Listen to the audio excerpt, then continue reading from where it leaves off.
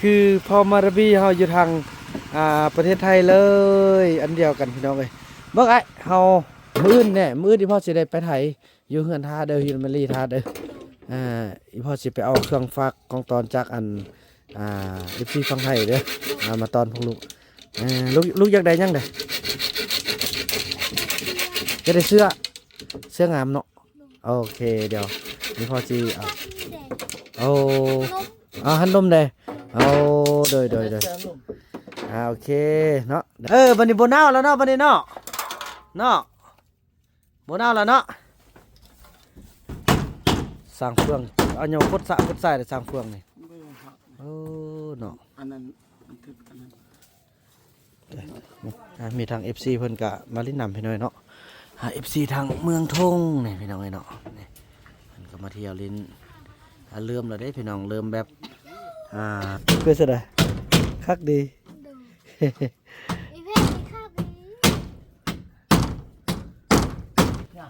โหละเบิ่งซื้อซะหลังเอานี่บักเอานั่นน่ะเอาเลื่อยน่ะมาบักเนาะ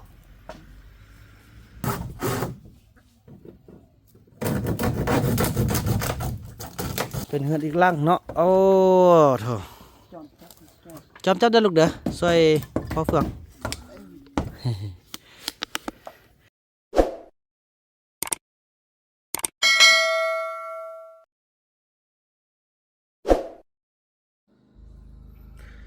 กับสบายดีและสวัสดีพี่น้อง FC ของบ่าวบ่นำกันเบิดสู่คู่สู่คนพี่น้องบ่ว่าสิอยู่ภายในหรือ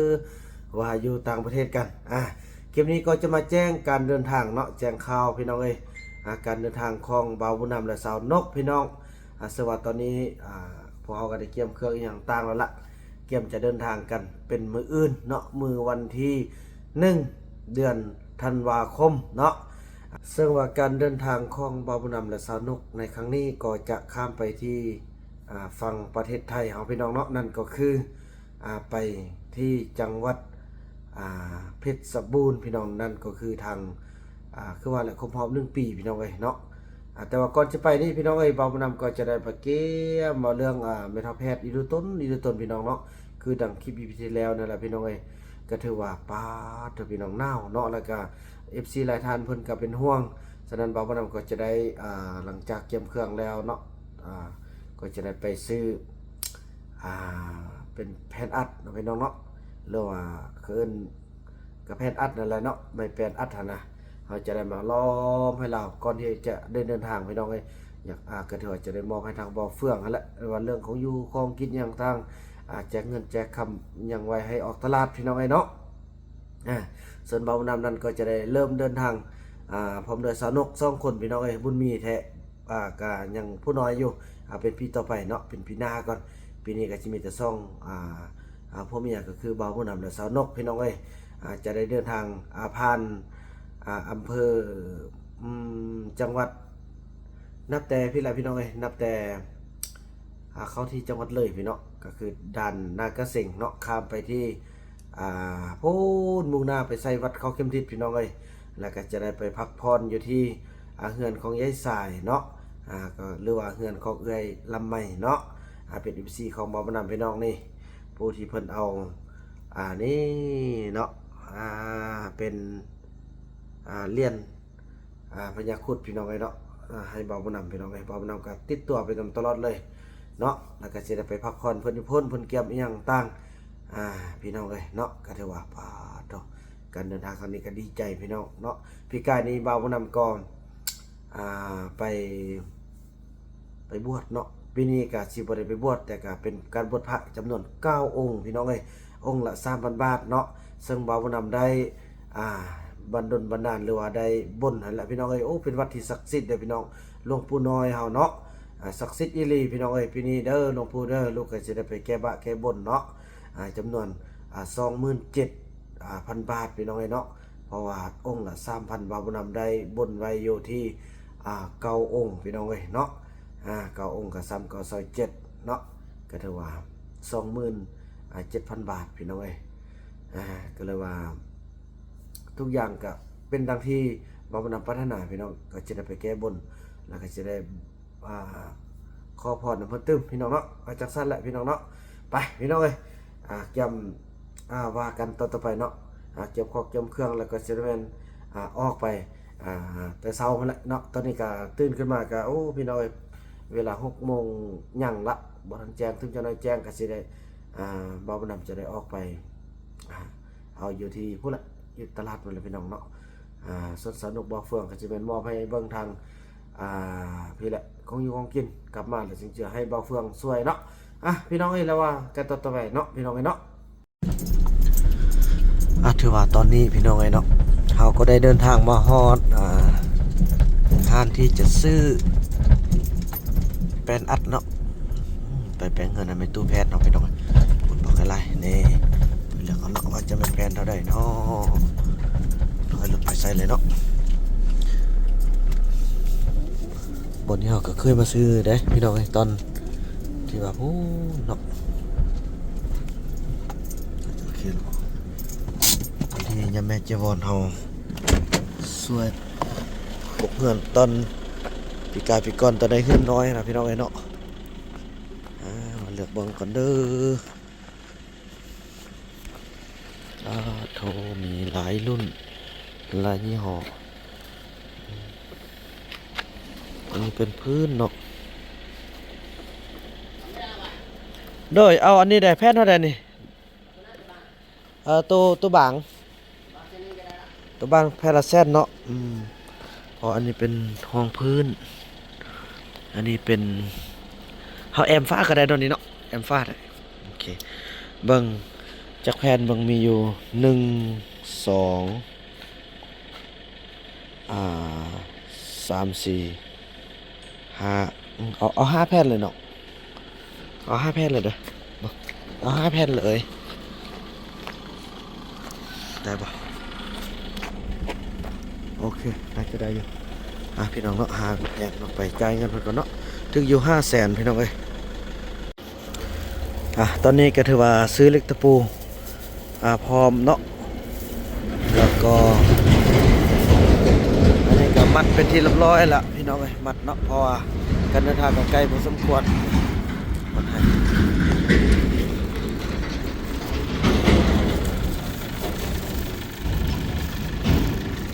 ก่อนจะได้ไป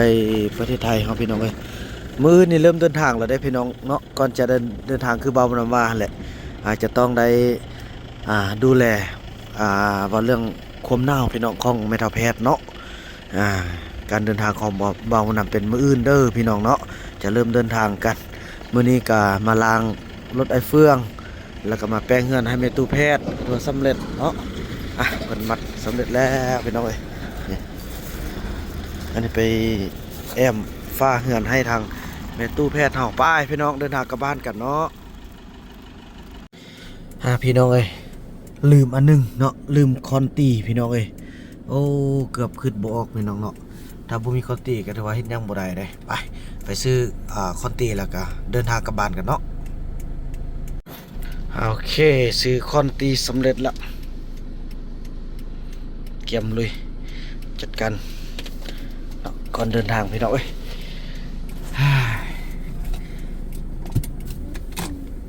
ไปว่ากันต่อไปพี่น้องเอ้ยเนาะมาฮอดนี่ก็ได้มาแวะเอาไอ้เฟืองยกอันไม้นั้นใส่เด้มาตัวเดี๋ยวบังน้องจิถอยไปเพราะว่าสิได้อันแบบเฮาเฮ็ดมาหยังก็ไม่แก้นะนี่เอาไม่ดิวนะเนาะไม่แก้ไม่ดิวเนาะนิบดีๆให้ทางแม่ทัพแพทย์เฮาพี่น้องเอ้ยไป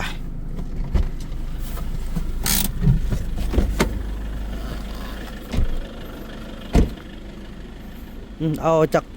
2-3 อันเอาตัวมันอยากขี้ลายแหละพอตัวงามพอเอาไปใส่อันแผ่นไปเอาแบบนั้นแหละเอาเอาตัวนั้นเอามาเลยเอามาไล่แดกก็ได้แหละนี่ตัวนั้นเอามาหมดเลยพี่น้องเนาะพี่น้องแล้วก็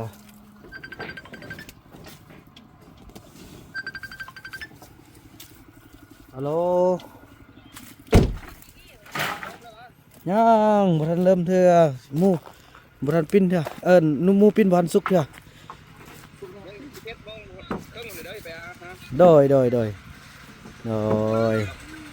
ขอบใจเลย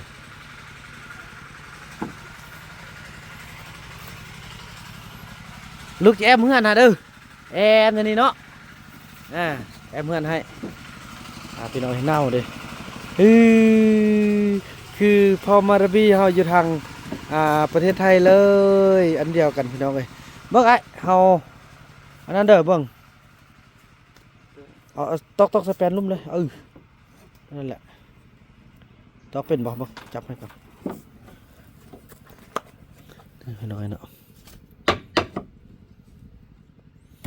เป็นให้เพิ่นออมนี่หมด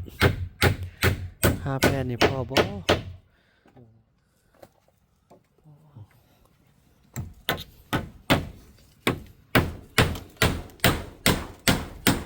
นะพอดีเนาะเห็นเยอะเนาะน้อยเนาะเอาไม่ละเอาใส่ตรงกลางใส่ตรงกลางจอมไปเอาเลยจอมไปเอาลูกจอมลูกมีอันเลือดป่ะลูกไปเนี่ยโยฮันไปเอามาให้อันนั้นเลยอันบอกขึ้นไปนอนละพี่น้องเพิ่นกับไปนอนเนาะเพิ่นอยากนอนนี่เขาก็ต้องได้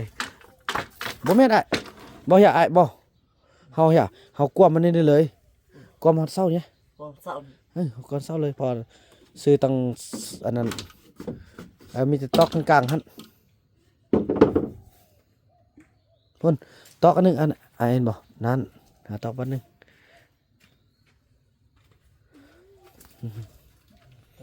เลยโอ้ดีใจลูกจอมเลยมื้อเนี่ยมื้อที่พ่อสิได้ไปไถอยู่เฮือนท่าเด้อฮิลมารีท่าเด้ออีพ่อสิไปเอาเครื่องฟักของตอนจากอันFCฟังไทยเด้อมาตอนพวกลูกอยากได้ยังได้จะได้เสื้องามเนาะโอเคเดี๋ยวนี่พ่อสิเอาหันนมได้เอาโดยโอเคเนาะเดี๋ยวอีพอสิมาให้เด้อไปดูไปซื้อตลาดเบิ่งจะเอาเข้าตะลุ่มจะเข้าตะลุ่มนี่เข้าตะลุ่มเลยมาตอกสมัยตะลุ่มหันตอกตะลุ่มแล้วก็เบิ่งมันยังบ่ซื้อกันว่ะเศร้าเศร้ากดเนาะเฮ็ดได้ว่าเอาตอนนั้นมาใส่ละจังหูเอาเปิดทางนี้ก่อนกันว่าไม่เศร้านี่โบเขาฟังสื่อนี่แท้เอาตำไม่เศร้านี่ไปเลยก็ได้แต่เอาตำนี่แหละแต่ว่ามันจะได้คำทั้งกลางโอ้คำเลยรักคำเสด็จหวัง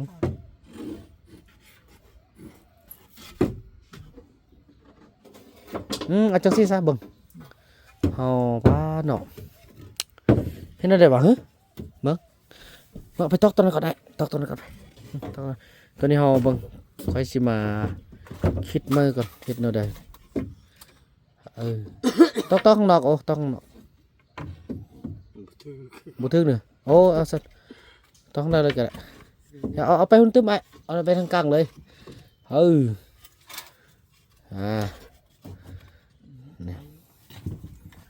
อันนี้คันบ่ตัวนี้นี่มันคันบ่อันนั้นคันมันเทิงเฮากะสับเดียวเลยคือสิบ่เทิงติ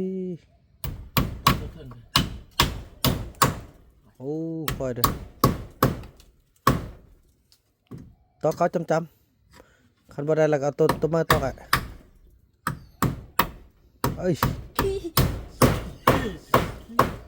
สิมือในสร้าง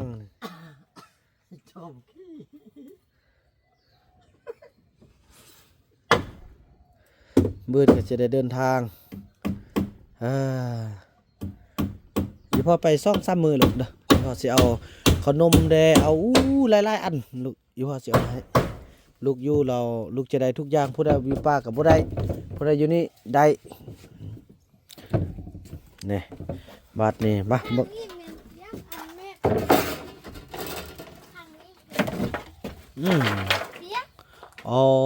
เปียกน่ะเบิ่งบัดไอ้พ่อแป้งให้พ่อแป้งโซนนี้มันบ่มีฝนเลยแหละเนาะ มันมีแต่ว่าน้ำหมอกก็เมื่ออันเอาผ้ามาปัดเลยเห็นได้ปะบ่มีมือกล้องพี่น้องเลยสนุกกับเกมเวียกอยู่เทิงพุ่นโอ้เทิงบ่เหรอโอ้กันเทิงเราอันนั้นเอาผ้ามาตัดเอาลูกกันนอนกล้องนำไปเท่าแพทย์เลยเนาะ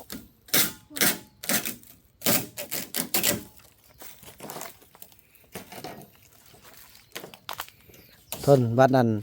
นได้พ่อมาแล้วก็เอาพ่อขึ้นไปอยู่เฮือนเลยเนาะตอนนี้อยู่ผู้เดียวอยู่นำเท่าแพทย์ก็เนาะ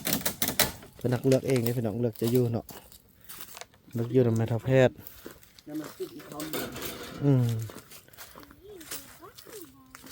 บาง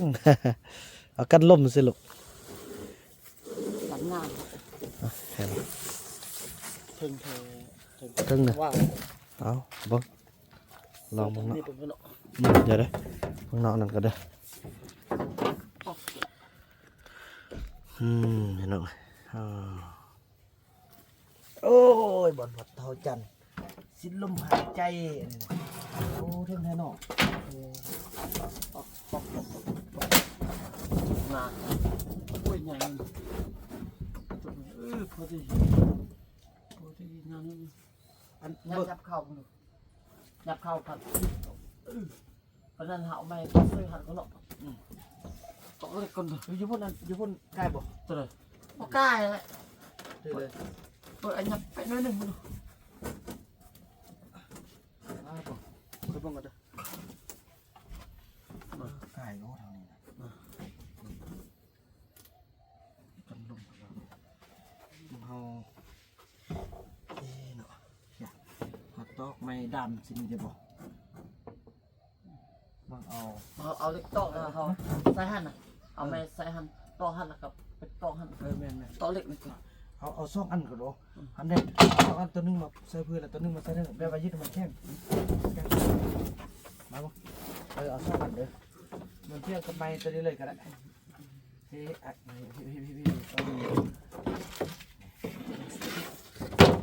เดี๋ยวดำมันแข็งนั่น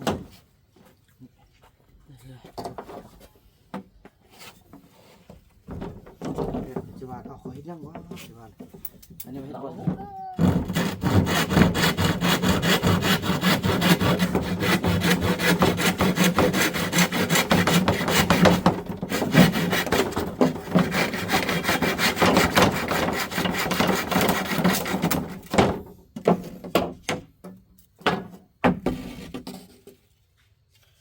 ก่อนเราจะเดินทางฝากฟังเด้อไอเด้อ2-3มื้อเบิ่งให้น้องดิเบิ่งทุกอย่างให้น้องเด้อ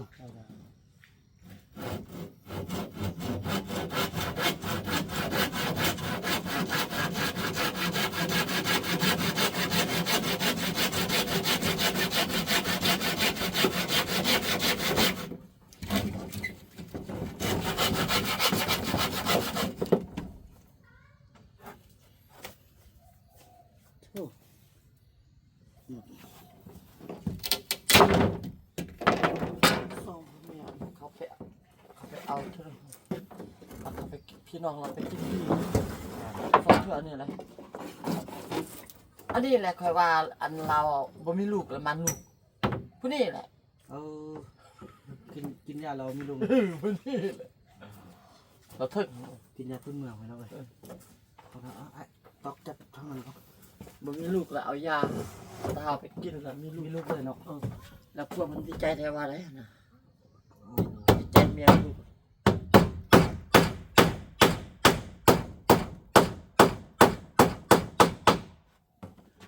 ทำอิดอันนั้นมีลูกมีเนาะไปอยู่นะเอาคิงเราคนแบบว่ามีพี่มาส่องกินนะกินลูกกันนะมาให้ไอ้เป้าแล้วตัดอันตนั้นมาอยู่กินแล้วแล้วเราเอายานี่ไปกินต้มแบบว่ามีลูกเราเนี่ยมันกันเกิดลูกกันดีใจโอ้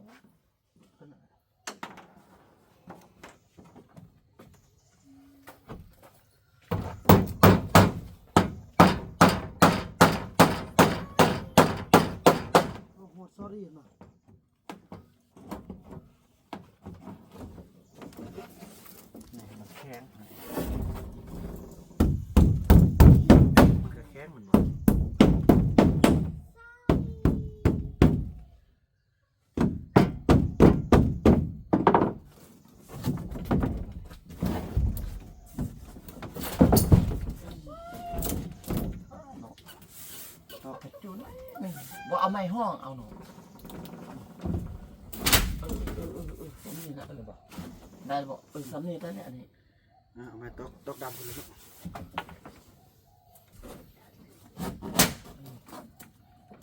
นะตอกเลย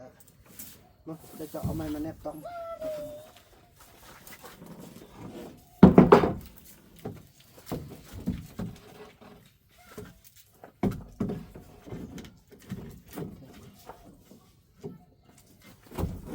กันลมเลยสิละ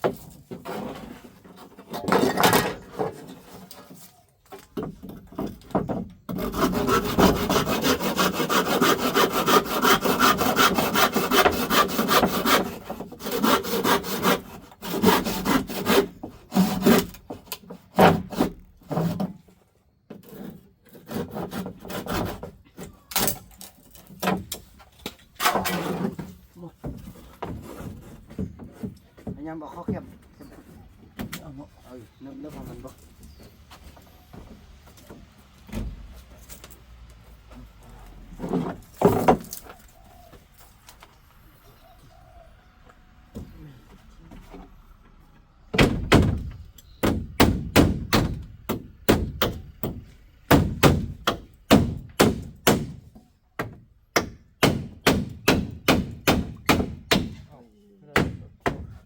มาโอ้ค่อยบอกจะบนเลือกเอาไม้ตัวนั้นนะ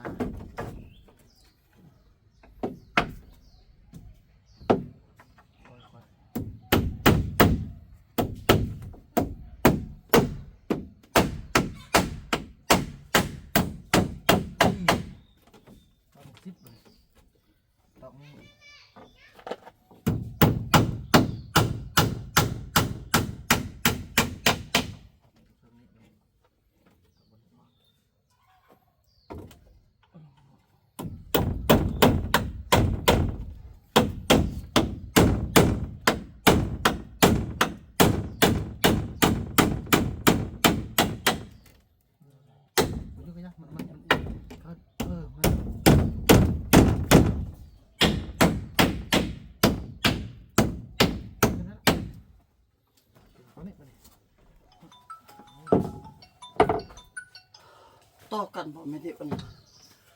ต่อกันฮัลโหลไม่มันอะไรฮัลโหลฮัลโหลยกขึ้น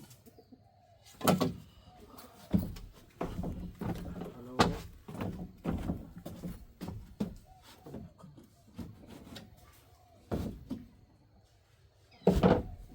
นี่เนาะสัญญาณบ่ดีบ่ยังไงแล้วล่ะเอ้ยบอก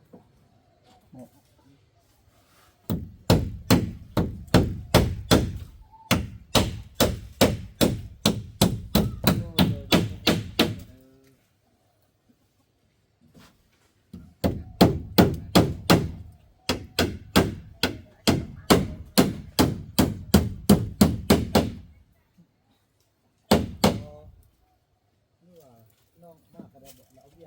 จับเลยเอาเบี้ย5 ลังอยู่เด้อเอาตะเวนเลย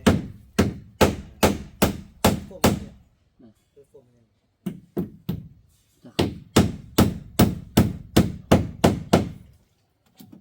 ถ้วยยังไม่ละถ้วยก็เอามา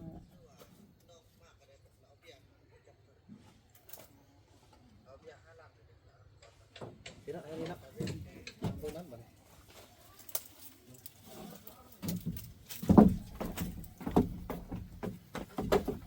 พี่น้องเลย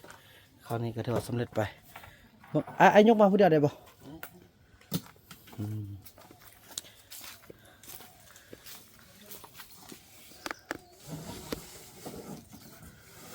พี่น้องเบิ่งผู้ใดมาเขาจะมาเที่ยวติ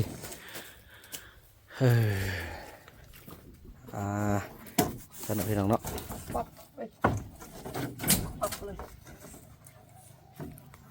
ปั๊บเลยพอดีเลยเนี่ยโอ้บังไอแสดงว่าเลือเอาเนี่ยน้องซื้อมาป้าบังเฮาต่อ2 แผ่นเลยยับไปพูดเลยพอน้องซื้อมาน้องคิดไรอันฟังละ2 แผ่นเลยเอานั้นก่อนเถอะเอาไปทางนั้นก่อนไปทางนั้นก่อน พอเขาเลื่อนมาทางกลางมันจุกันทางกลาง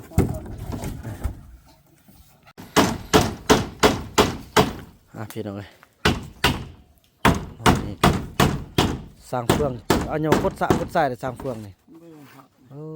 เนาะ อันนั้นมันคืออันนั้นดำเอาบ่ ตอนนี้ก็ถือว่าไก่เข้ามาละกลับมามันอยู่โซข้าวก็ได้พอบัดน้องมากก็น้องแป้งตึมก็ได้มีทาง FC เพิ่นก็มาลิ้นนำพี่น้อยเนาะ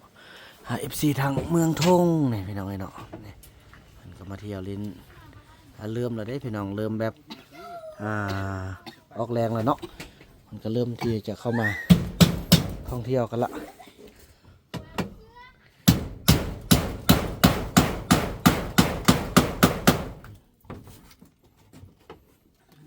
กันลมพี่น้องเนาะกันลมพาเมตู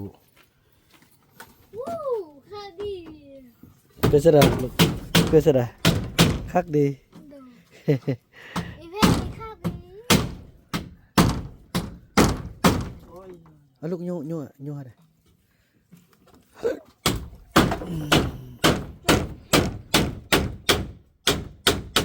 โอเคนั่นละ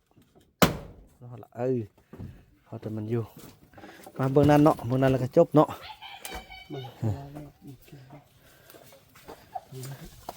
ถึง2เห็นบ่ ไล่มันยาก ถึง2แผ่นโอเคพอดีพี่น้อยมาประนำขออนุญาตโอเคมาด้านหล่างกันพี่น้องเนาะด้านหลังกันนี่ก็จะสำเร็จทำเป็นตู้ละ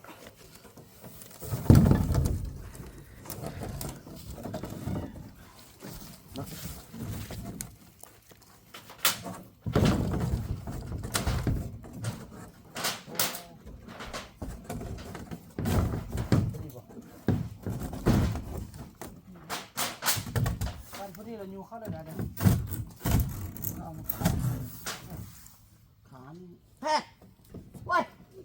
แพทย์ลุกก่อนเห็นไหมเลยก่อน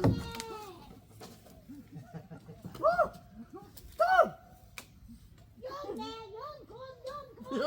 ยืนขึ้นนั่งอยู่เนี่ยต้องคอยแกเอานั่งไว้ ข้าวสุด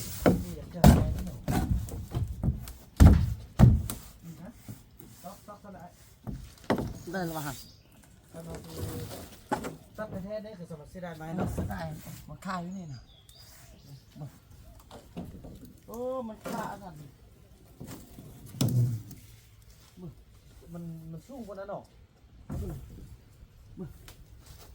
ฆ่า ย่า เนี่ย โหละเบิ่งซื้อซะหลังเอานี่บักเอานั่นน่ะเอาเลื่อยน่ะมาบักเนาะใช่ป่ะเอาเลื่อยดิมาบักใช่อันนี่น่ะจันบอดเลยบ่ ขาดอันนี้นะตัดอันนี้ออกเลยอ่ะ ใช่ไอ้ บอกตัดที่รูปนี้ อย่าเขาตัดนี่ทิ่มเลยแล้วบ่นี่ บอกเนาะขานี่นี่พี่น่ะขาดแหงญี่ปุ่นเจ็บหมดเลย บ่นี่ค่ะละเกิดเอานี่นะตัดเป็นที่ตัดนี่ที่มันพอมันบ่เกี่ยวเนี่ยดอกมันเกี่ยวก็เนาะ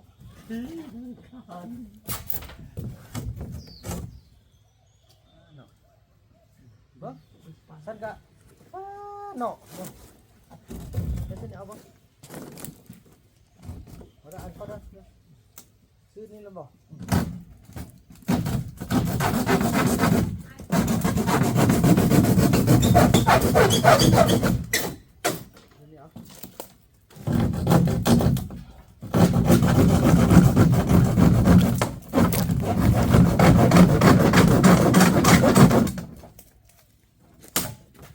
น่าเห็นบอกนี่ไอ้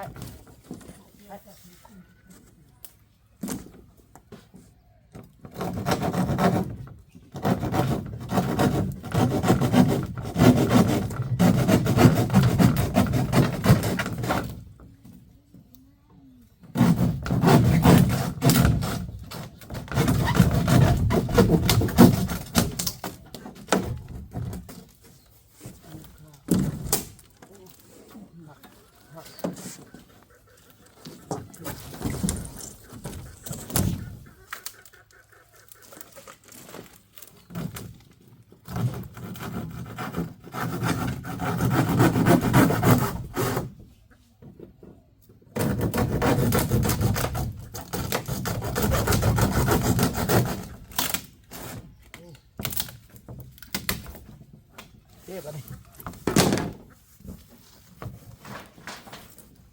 เลิกฮะขาด บ่อย่าบ่จะเอาขึ้นสูงตึมก่อนแม่เบิ่งมาดิมันบ่พอเดียวก็ต้องขึ้นตึมไม่เดียวนะบนเอาเข้าอันนี้เอาลงกันเนี่ยเอาเข้าตรงนี้ก่อนนี่นี่ลงเอาเงียบๆ อย่ามาตาย นี่อ้าวไอ้คุณ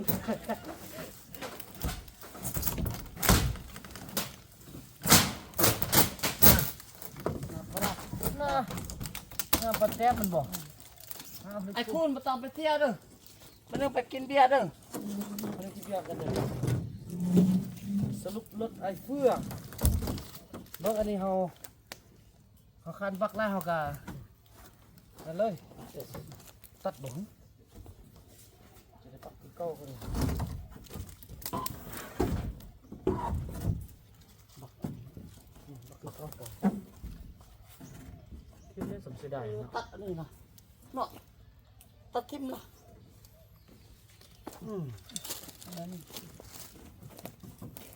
ตัดมันเลยกันแล้วก็ว่าเลยน้องว่าตัดกันนั่นแหละเมื่อกี้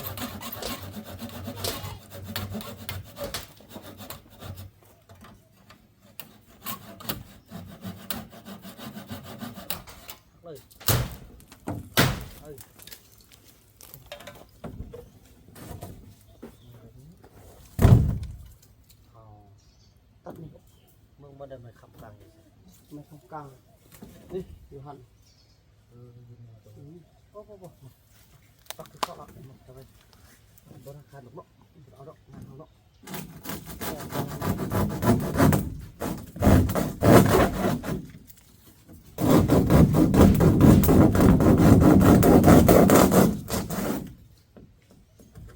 เอาละบาดนี้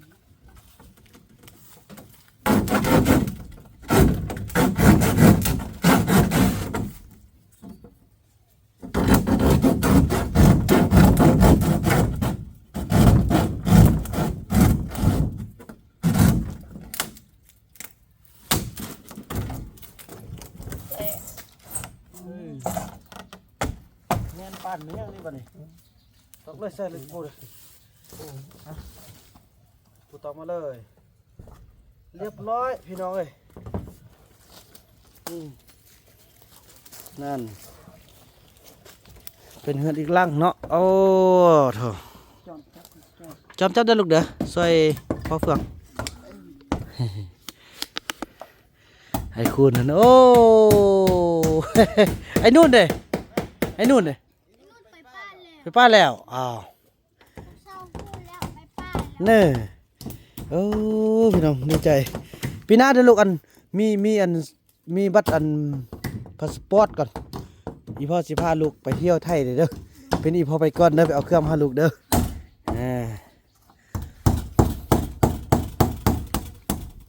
ตึกจะไล่เบิ่งดีๆเด้อโอ้เศร้าบักยังเพราะว่าในสร้างใส่จก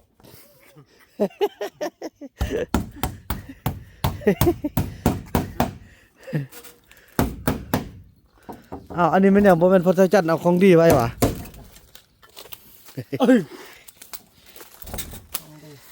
มึงซื่อๆเด้อ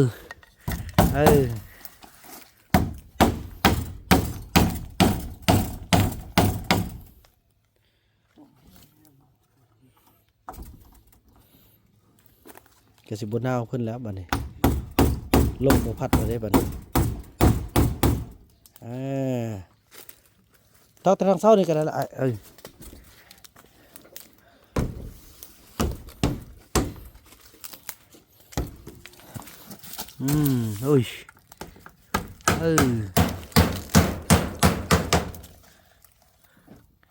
ตอกจากเทิงตึ้มซ้ำดอก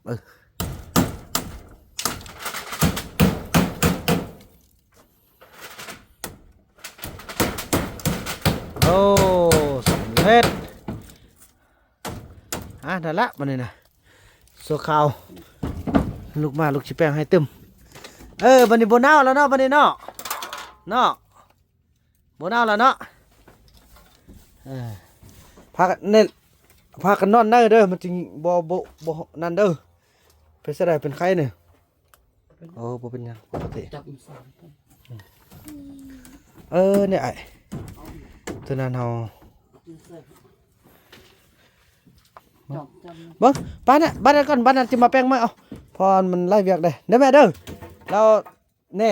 เซาช่วยแรกแล้วเอาของกินลงมาส่งเราเด้อไอ้เด้อ เศร้าเลยเอามาส่งตอนแรก ส่งเอาบุญไอ้เอ้ยช่วยเอาบุญสร้างบุญสร้างกุศลจังซี่แหละซ้ำกับสร้างวัดเก่ากองพุ่นแหละอันนั้นก็ได้ไปวัดเก่ากองมันได้วัดเก่ากอง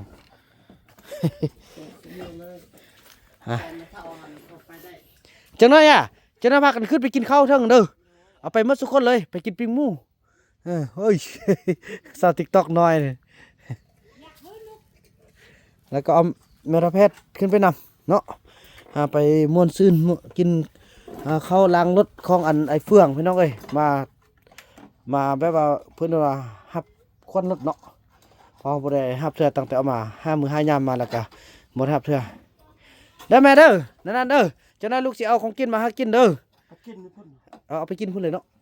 บ้านลูกสิบอกเด้อ มื้อนึงไปกินข้าวเด้อ บ่ไปเอามาส่งละจังซั่นเนาะพี่น้องเอ้ยภาพบรรยากาศนี้ก็ถือว่าจะจบลงกันเพียงส่ำนี้มื้ออื่นเนาะวันที่1เบานำเริ่มจะเดินทางแล้วได้อพี่น้องเอ้ยไปทางพุ่นละทางจังหวัดเพชรบูรณ์เนาะวัดเข้าเข็มทิศพี่น้องเอ้ยอยู่อำเภอบ้านโป่งเนาะอำเภอวังโป่งแล้วก็จะไปพักบ้านยายสายพี่น้องเอ้ยเนาะจำนวนเบิ่งบ่ฮู้จักมือเนาะตอนนี้ทางเอื้อยลำใหม่เนาะเพิ่นก็กับผมด้วยครอบครัวยายสายเป็นแม่ของบ่าวผู้นำและพี่น้องเอ้ยเพิ่นก็เกียมห่างๆก็เกียมบ่อนอยู่บ่นอนยังตั้งให้บ่าวผู้นำอยู่ที่บ้านวังหินซองเนาะพี่น้องเนาะ